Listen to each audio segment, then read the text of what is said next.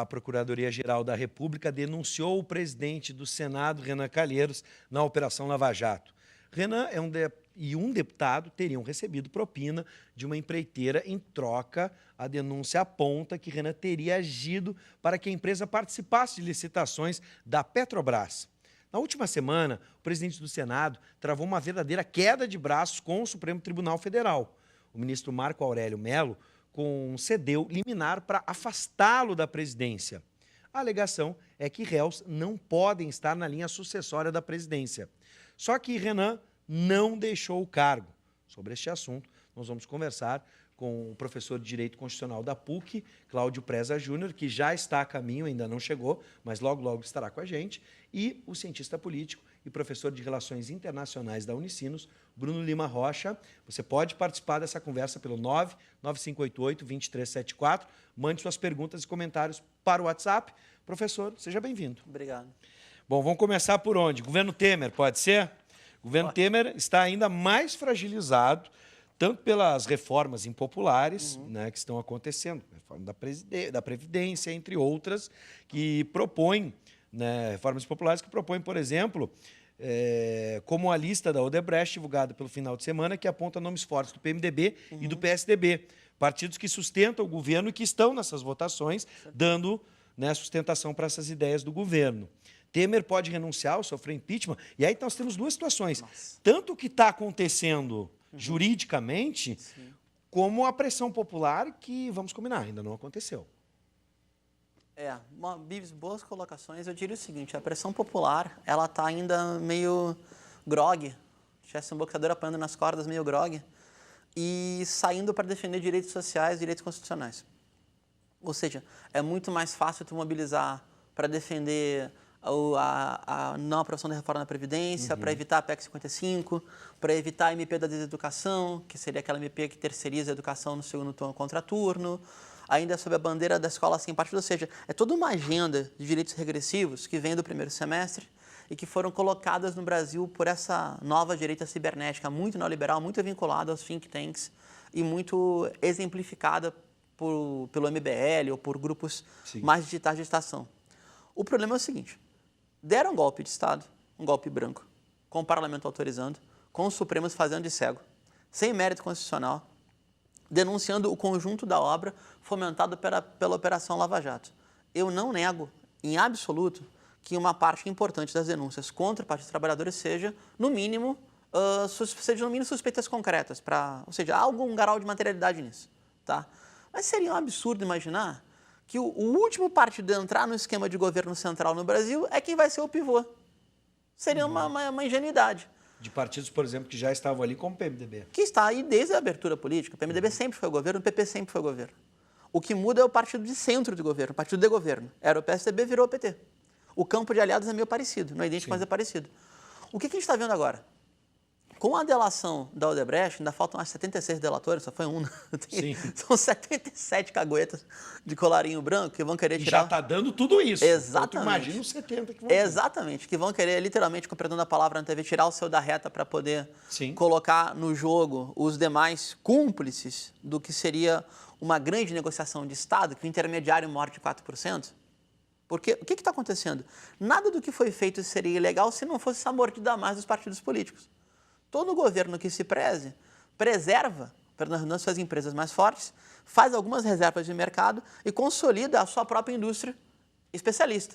Senão não tem país, senão é entregar tudo.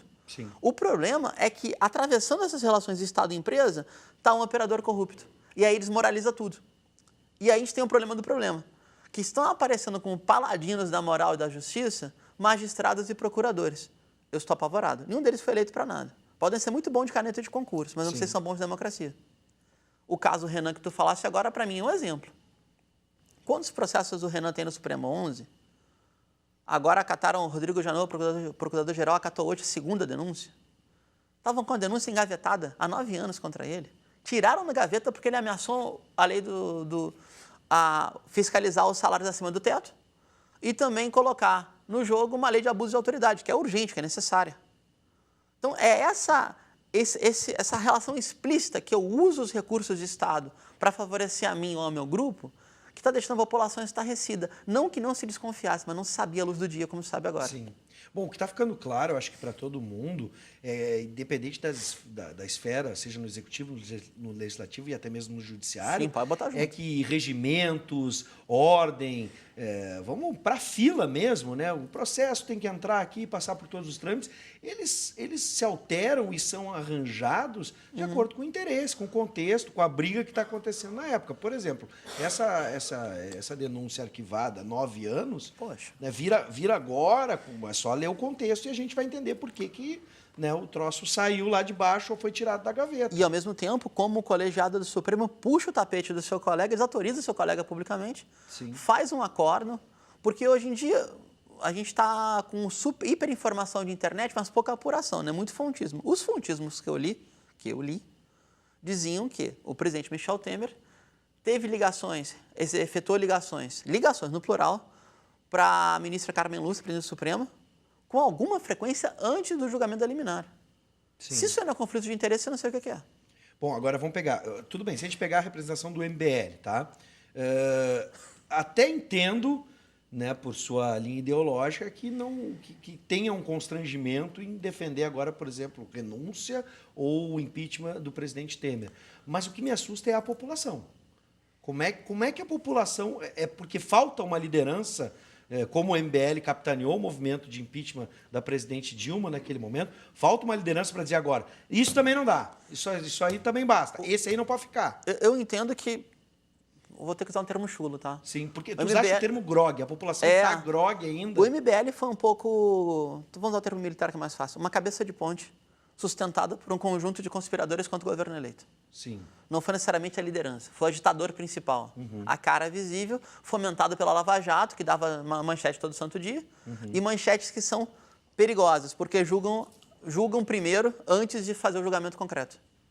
Dada a sede de vingança que a população tem mesmo. Qual é o meu medo? Meu medo, como analista político, como alguém que, em tese, defende uma democracia radicalizada, não uma democracia tutelada. Que a gente tem a renúncia de Temer, pode acontecer, ou a deposição do presidente, uma eleição indireta e coloquem para árbitro do conflito interno brasileiro um magistrado. Como, por exemplo, alguém que tem trânsito na magistratura e na política, como o ex-ministro Aires Brito, mas o que supostamente seria o favorito hoje, o ex-ministro Nelson Jobim. Esse seria um caminho numa eventual, até para as pessoas entenderem o que aconteceria numa eventual renúncia ao impeachment? Creio que sim, porque eleição direta não dá mais tempo. A não ser que fosse feito um grande acordo num político, faz-se a PEC da PEC, antecipam-se eleições gerais e acabou a bagunça. Vamos para o voto. O Felipe está perguntando lá de Cachoeirinha, mais uma vez que isso acontece, o nosso país fica na corda bamba. Mas por que Temer não renuncia de uma vez? Nossa, porque para renunciar, o presidente vai querer garantias. Ele renunciou, ele ficou sem foro. Ele ficou sem foro, ele pode ir para Curitiba. No momento que ele renunciar, ele vai parar na mão da força-tarefa. E a força-tarefa da Lava Jato tem também, acho que, contas a prestar para além do rito jurídico com a população. E vai querer ir para cima dele para falar que é isonômica. Se foi para cima de Lula, foi para cima de ministro do lulismo, vai querer ir para cima do vice que traiu a presidente que foi reeleita com ele. Sim. Eu entendo que isso pode vir a acontecer. A outra condição é a seguinte, aqueles e aquelas que patrocinaram a aventura do golpe querem garantias de continuidade. E não é possível que seja, com todo respeito, apenas a Odebrecht que tenha a lista de dossiê comprometedor. Sim. Então, o tipo de conversa que essas pessoas têm de bastidores, que se eu aventar no ar eu tomo um processo, só pelo que eu estou fazendo dilação aqui, pode condicionar a decisão dos próprios atores. Ou seja, pode ter mais elementos que a gente não domina, que podem estar sendo postos à mesa. Como foi aquela gravação que apontou da relação tensa entre Romero Jucá e Renan Calheiros. Sim. Dizendo, Jucá é Temer, e Temer é pelo impeachment. O problema é que o Renan não deixa, o problema é que o Renan... Essa briga entre a liderança do Senado e, tenho que ser franco, alguém que eu não gosto nem um pouco, Paulo Henrique Amorim como jornalista, acho muito mais agitador comunicacional. Ele cantou a pedra. O impeachment vai sair para tentar abafar a Lava Jato, até que alguma empresa vai delatar todo mundo. E aí o castelo de cartas começa a cair. Sim. Cantou a pedra em abril, se não me engano. Bom, vamos fazer o seguinte, até para deixar claro, o professor a gente sempre convida e ele tem posições firmes e transmite isso, e por isso é sempre convidado, porque é o que a gente quer, né? Opiniões firmes. A gente está esperando ainda o professor Cláudio Preza Júnior, né? Tomara que ele consiga chegar até o final do programa, né? Então, a gente está marcando aqui posições firmes do professor e você pode participar e até mesmo mandar seu comentário a favor ou contra ou perguntas para o 99588-2374, assim como a gente já teve ali o Felipe de Cachoeirinha, se eu não me engano agora. Bom, uma pesquisa revelada ontem aponta que Lula lidera com certa folga as intenções de votos em todos os cenários de primeiro turno e perderia apenas para Marina Silva em um eventual segundo turno. Nomes como Aécio Neves e Geraldo Alckmin vêm caindo nas intenções de voto. O massacre midiático e judicial ao presidente não pode estar criando uma imagem de mártir em determinado ponto? Tá, com certeza. É que as intenções de voto na arrancada de uma corrida, de uma pré-corrida eleitoral, obedecem a uma regra. Essa regra, realmente, poucas leis sociológicas funcionam. Uma lei científica, você acha que funciona? Sim. Que a imagem política se dá por sedimentação. Então, quanto mais tu vai afirmando uma opção política, ainda que seja na negação, ela vai sedimentando, ela vai ficando na memória da população. Sim. Em último caso, não o governo Dilma, o governo Lula, a memória coletiva é muito boa. A memória é muito positiva. E a memória de Marina Silva em campanha não é ruim. Não, também tem esse grau de positividade, até porque ela tem um discurso, com todo respeito, muito evasivo, muito terceira via, muito Tony Blair, assim, uma saída meio inglesa para alguém que veio da Amazônia, sabe? Mas é típico roteiro de campanha política. Então, como a Marina, por exemplo, ela foi a fiadora da aliança Aécio Neves, comprometendo transformar as políticas sociais em políticas de Estado, ela não está queimada. Sim. Não está necessariamente queimada. Agora, eu diria que Lula concorre apenas se ele tiver a garantia legal de que vai, uma vez ganhando, exercer o mandato. Não que não vai sofrer um impeachment ao longo do processo, mas que não vai sofrer uma ação judicial. Sim. Que é um perigo. Tá? Que é um perigo. E o oposto com Marina se dá também. Hoje ela não tem partido, mas ela pode ser a opção menos pior daqueles que sustentaram essa aventura do golpe com o nome de impeachment e que entra em consonância com ela. O que eu acho que essa gente que apoiou o impeachment não quer? Não quer de jeito nenhum. Não quer um governo que governe. Não quer um governo que subordine os capitais no Brasil, sejam privados ou transnacionais, sejam nacionais ou transnacionais, privados, etc., e aqueles agentes coletivos que podem determinar a política brasileira, como, por exemplo, os grupos de mídia, os grandes grupos de mídia, né? Digo até os de envergadura nacional, não digo nem estadual. Isso eles não querem mais. E não é nenhuma surpresa. Em plena ditadura militar, o empresariado que apoiou a guerra suja contra a luta armada no Brasil puxou o tapete do presidente Geisel, do general Geisel, que tinha um projeto nacionalista, embora autoritário. O que eles não querem mais é tutela. Sim. Então, se tiver uma campanha hipotética, Lula e Marina Silva, ainda que Lula não seja nem canhoto, sequer socialista, não é nem canhoto, tá? Sim. É um grande conciliador de classes, vai polarizar a campanha para poder colocar dois projetos. Um que se realizou e foi muito bem, outro que foi partícipe dessa realização, Marina foi ministra de Lula há muitos anos, tá? E que promete uma terceira via, com uma grande orquestração de acórdão nacional. Sim. Um grande acórdão para o país sair da lama. Essa expressão terceira via seria a explicação de, por exemplo, a Marina estar nas simulações enfrentando Lula e muitas delas ganhando? Sim, mas Porque aí... o brasileiro parece que está nessa guerra entre coxinha e mortadela procurando um oásis. Sim, creio que sim. Agora, eu insisto que terceira via é uma espécie de falsificação política de um reposicionamento do Partido Trabalhista inglês dos anos 90. Nada mais do que isso. Não tem terceira via nenhuma. Terceira via é uma falsificação política que opera em campanha como se fosse um argumento espantalho ou um bode na sala. Né? A gente aqui está no programa, está legal o programa, se a gente colocar aqui um bode no programa, acabou o problema é um bode. É isso, é um argumento espantalho para tu fugir do debate. Dá para a gente dizer que há indícios de que houve um grande acordão entre governo Temer, Senado, STF, para acalmar a situação do presidente Renan Calheiros, da presidência de Renan Calheiros. Esse tipo de situação, como a gente estava falando antes, é escancarada, é novidade, assim, dessa forma, escancarada, ou acontecia antes e a gente que não prestava atenção, ou não foi tão escancarado isso?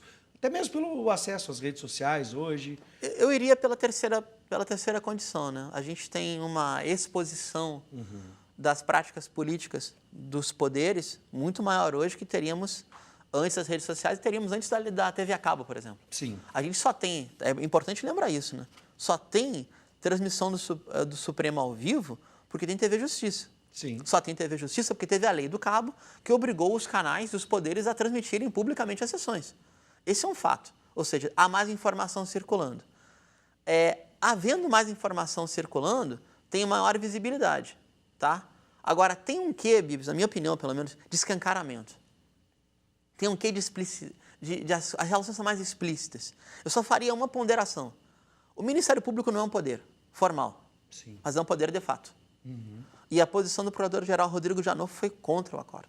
Dá para dizer que o Ministério Público foi empoderado em determinado momento pela população e achou que ali era um veículo, ou que acha ainda que é um veículo único de justiça. Eu entendo que sim, Isso é uma aventura perigosíssima de criar justiceiros, como, por exemplo, aquele croquis absurdo, aquele fluxograma da propinocracia que apresentaram em Curitiba, aquela tese maluca que rodaria no primeiro semestre de ciência política de qualquer curso, uma tese louca, que dá muito poder a quem não tem preparo político nenhum ou quase nenhum, faz análise política de manual, tem um sistema de crenças profundamente liberal, o que é um problema na relação do Estado na América Latina. Já enxerga o Estado como algo doente. Exatamente. E sem o Estado na América Latina, só tem um jeito de distribuir renda. É quebrando o pau. É fazendo luta popular direta. Não estou dizendo que ideologicamente eu sou contra, estou falando que a única solução é essa. Sim. Porque se o Estado não redistribui, a gente vai viver uma situação de muita penúria. A conta sempre chega. A conta chega em Brasília na votação da PEC ou chega na sinaleira ou na Marquise com alguma desgraça, que todo dia ocorre.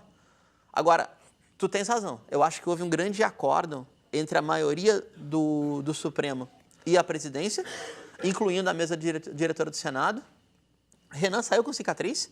Ele saiu dizendo que ia engavetar a lei de abuso de autoridade, ia parar de fuçar em salário acima do teto, ou seja, ele usa a lei ao seu bel prazer, ao regimento ao seu bel prazer e a dos seus colegas. E hoje, Rodrigo Janot meteu uma denúncia de novo, colocou uma denúncia de novo. Ou seja, o Ministério Público Federal com Rodrigo Janot se desmarca do acordo presidência Supremo. É um protagonista da política brasileira. Isso é perigosíssimo. É como a Operação Mãos Limpas na Itália. Quando procuradores e juízes são protagonistas da política, a gente está realmente numa cilada sem fim. Sem fim. Tem outro aspecto aí, tu já comentaste, professor, a questão de estar decidindo, né, judicialmente, tentando transmitir ou usando o argumento de que se está usando a voz das ruas. Né? Isso já foi citado. Nossa. Né? Muitos ministros do STF têm esse fundamento nas suas decisões, estão fundamentando dizendo estamos ouvindo as vozes das ruas e citando as manifestações. Refletir as ruas é o papel do STF quando a gente imagina que há leis para isso? Bom, aí eu diria 2 pontos, tá? Primeiro, eu entendo a divisão é até que ponto o técnico e o anseio popular devem estar conversando para decidir. A disputa entre direito e política é uma disputa permanente. Até queria Sim. estragar um pouco, tomara que o Cláudio chegue, a gente foi colega de doutorado, a gente se dá muito bem, não vai ter briga nenhuma no ar, vai ter conflito nenhum no ar, muito pelo contrário. Mas assim, eu fico com medo quando o direito interpreta de forma seletiva. Porque ouviu a voz das ruas no domingo, mas não ouviu a voz das ruas contra a PEC 55. Ouviu? Pois é.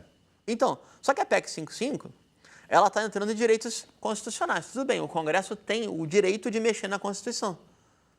Mas o Supremo não mexeu no mérito do impeachment. Então começa a ter uma seletividade de argumento que é terrível.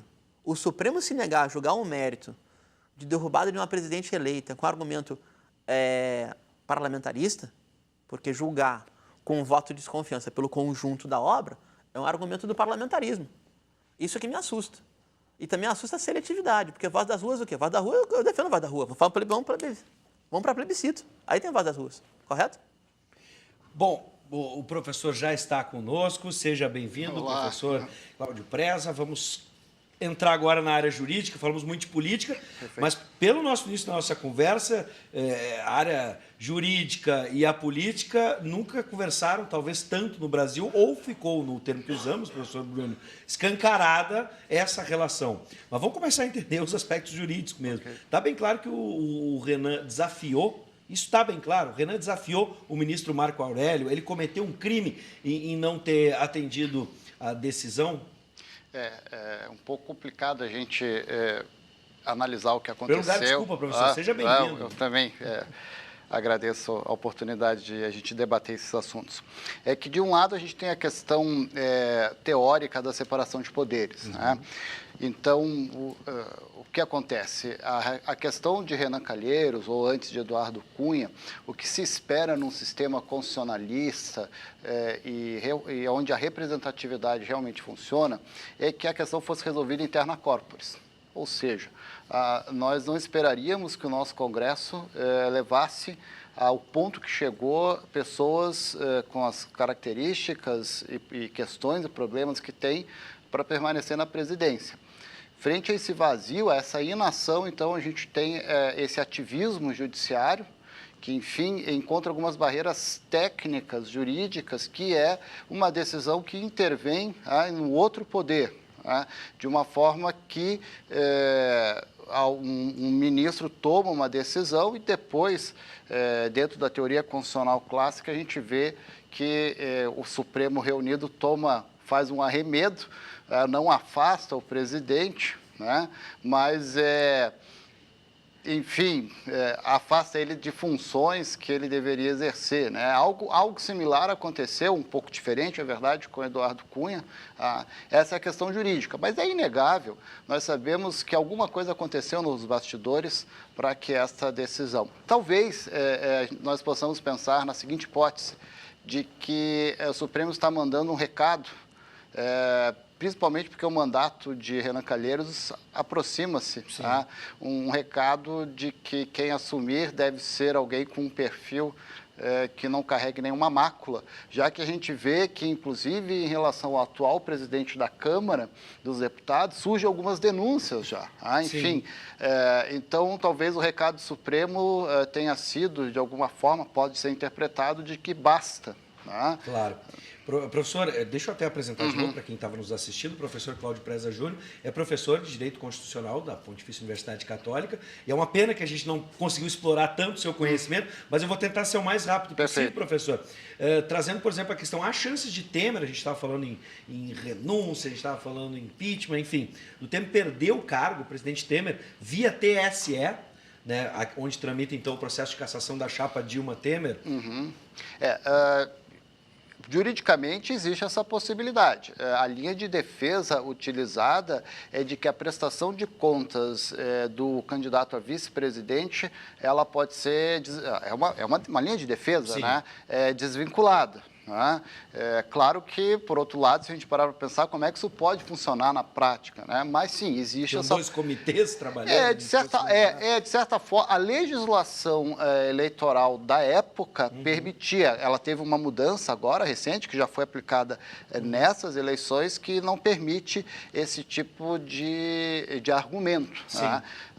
Mas, tecnicamente, sim, existe essa possibilidade no TSE, ser impugnado, e, enfim, aí é que fica a pergunta que a gente estava conversando aqui, eu e o professor Bruno. Caso o Temer, né, perca o mandato pelo TSE, como é que fica o processo de escolha do novo presidente? Bom, fica vaga a presidência da República. Nesse caso, assume temporariamente o presidente da Câmara dos Deputados. No caso aí, se acontecer, já estamos em dezembro, né? Isso vai acontecer aí... Eu queria cumprimentar o Bruno. Desculpa a correria, Bruno. Imagina. Então, é difícil imaginar que isso ocorra agora, em dezembro.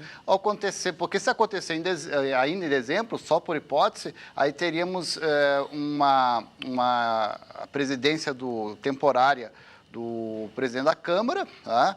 E em 90 dias seriam convocadas eleições. Sim. Acontecendo a partir de 1º de janeiro, aí a eleição é indireta, ela é feita pelo Congresso Nacional em até 30 dias. Né?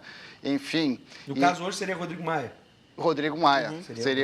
E Renan Calheiros, se Rodrigo Maia, por acaso, tivesse que viajar para o exterior para representar o Brasil nesse período de 30 dias, Renan Calheiros não poderia assumir, então assumiria a presidente Carmen Lúcia do Supremo, assumiria para ter alguém... Bom, gente... Eu vou chamar a atenção para você aí de casa. Hoje, infelizmente, a nossa conversa vai ficar por aqui. Outros detalhes, a gente, numa outra oportunidade, vai voltar a conversar. Os dois já estão convidados a voltar. Muito obrigado por nos atenderem, professores.